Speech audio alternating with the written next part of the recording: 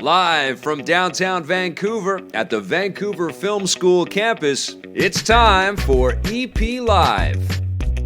Hey, welcome to EPN. My name is Victor Lucas, and we bring you the latest in everything cool. And we have had quite the day today. We had a visit from Gabrielle Carteris, and we have an awesome interview for everybody that's watching right now. Thank you very much for joining us, by the way.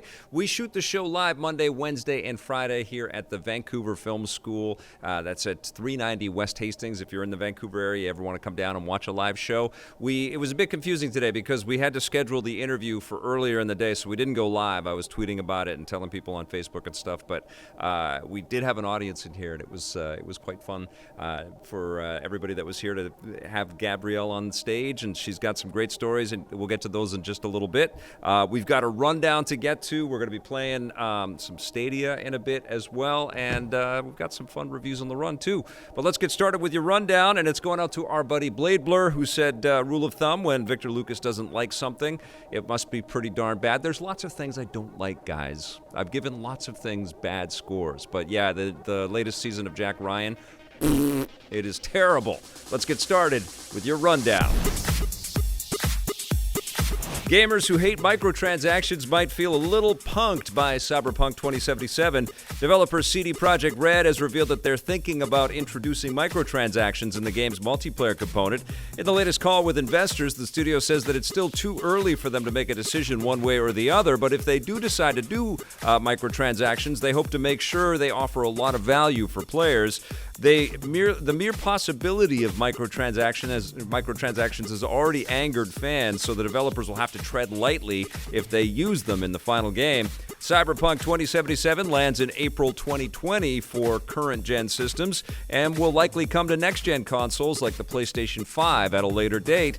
You know, they've been pretty front and center with their admonishment and their disregard for microtransactions, and they've really kind of played this looking down their nose kind of angle on other publishers and developers that have chosen to go this route. So I don't think you can play both sides of this. You have to kind of think of your consumer first.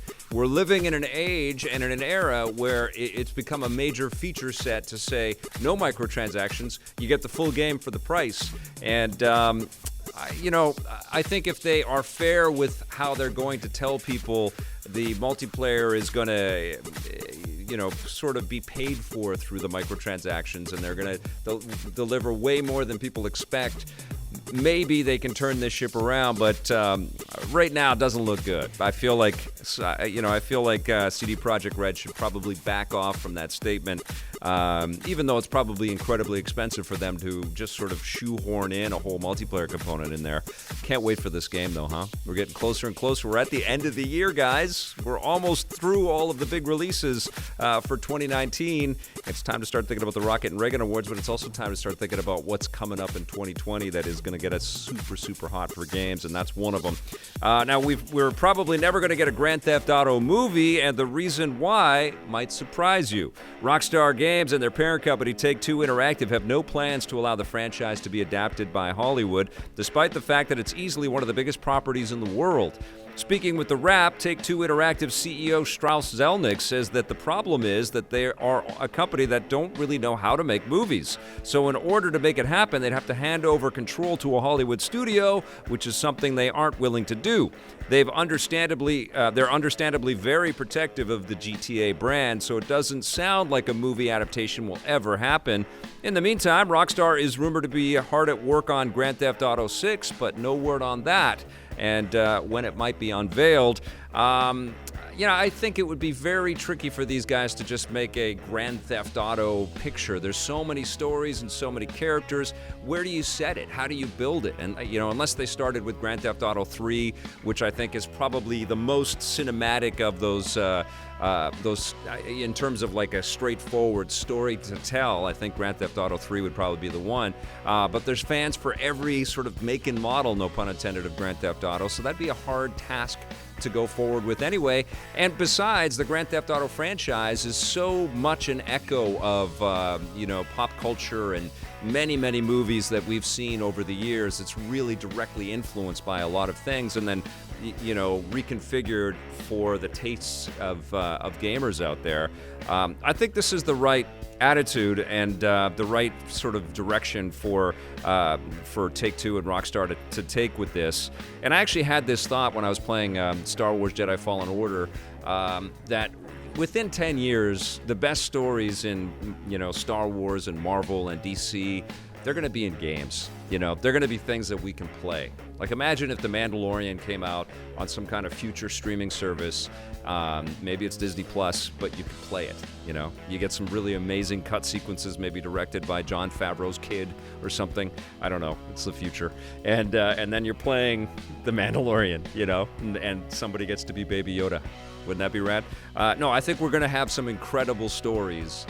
Clearly, some incredible stories, like better than what we're seeing in the cinemas in video games. I think we're already starting to see the medium eclipse the box office totality throughout the year. I think that money will translate to talent, and we are going to get, in terms of storytelling, and we're going to get some incredible stories in games. So I think this is the right attitude. And maybe Grand Theft Auto 7 or 8 it just makes us forget about a lot of the movies that came before it. Interesting days. All right, now Rebellion Developments, the studio behind the Sniper Elite series and the VR remake of the classic arcade game Battlezone, has set their sights on more old franchises. Rebellion has just acquired the rights to the entire portfolio of games from the Bitmap Brothers, an iconic British game maker from the 1980s. They created classic games like Xenon, Speedball, and Chaos Engine before going under in 2006. Now that Rebellion owns the licenses, it means they can re-release the original games and create new ones from the ground up. And it's, I wanted to put this story in today because it's encouraging to see modern game makers. Rebellion is a veteran game maker, by the way. They've been at this for a long time. They made the Alien vs. Predator game for the Atari Jaguar, which I loved back in the day. But this is a very interesting company. They have rights all over the place. They're in the comic business as well.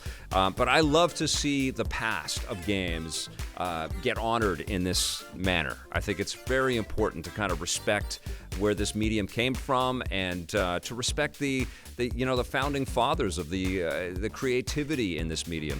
And that's exactly what's happened here. I'm excited to see some of these old games. I was not playing computer games in the 1980s. I was a Atari 2600 guy and a ColecoVision. I had the Vectrex.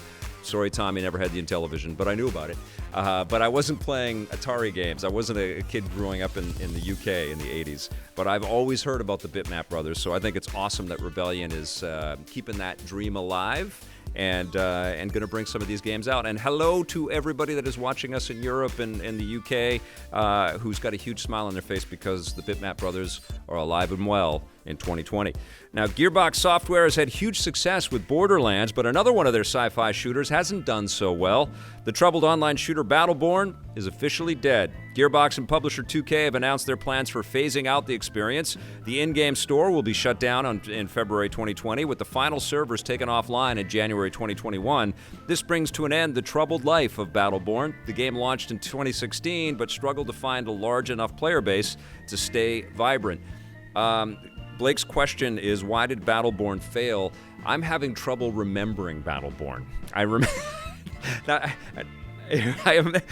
know I reviewed it. I know I played it for hours, but it had really no kind of impression on me. I remember there were some kind of crazy characters, and there was a wacky sense of humor. I think it was chasing the tail of Overwatch, and it just wasn't as good as Overwatch. And Overwatch was a full-on juggernaut that had many imitators, and nobody to dethrone that game.